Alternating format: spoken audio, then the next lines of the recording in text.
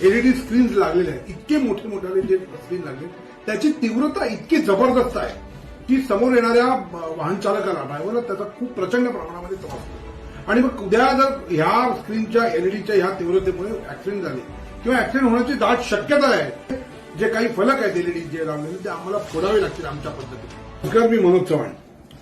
आता एका महत्वाच्या विषय घेऊन मी आपल्या समोर आलोय. मुंबईमध्ये महाराष्ट्रामध्ये सध्या ऍडव्हर्टायझिंगचे बोर्ड ज्याला आपण म्हणतो, हायवेला जे बोर्ड आहेत ऍडव्हर्टाईजचे, ते आता एलईडी स्क्रीनमध्ये त्याचं रूपांतर होतंय.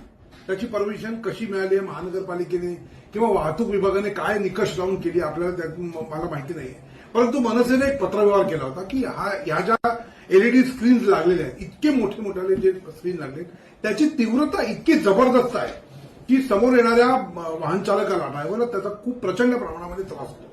आणि मग उद्या जर ह्या स्क्रीनच्या एलईडीच्या ह्या तीव्रतेमुळे ऍक्सिडेंट झाले किंवा ऍक्सिडेंट होण्याची दाट शक्यता आहे, याच्याकरता मनसेने पत्रव्यवहार केला होता. परंतु बघा किती गमतीदार प्रकार आहे.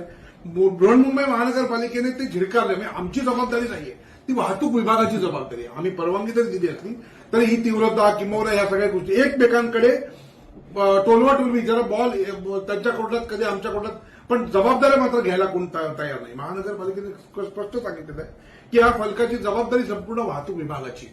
ह्याचे परवानगी आहे, तीव्रता किती असावी वाहतूक विभाग. आम्ही वाहतूक विभागाला देखील पत्र दिलं. आता माझी नम्र विनंती या व्हिडिओद्वारे राहते की यावेळीच या बाबतीमध्ये उद्या मोठे काहीतरी ऍक्सिडेंट होण्यापेक्षा ह्याची वाट बघताय का तुम्ही?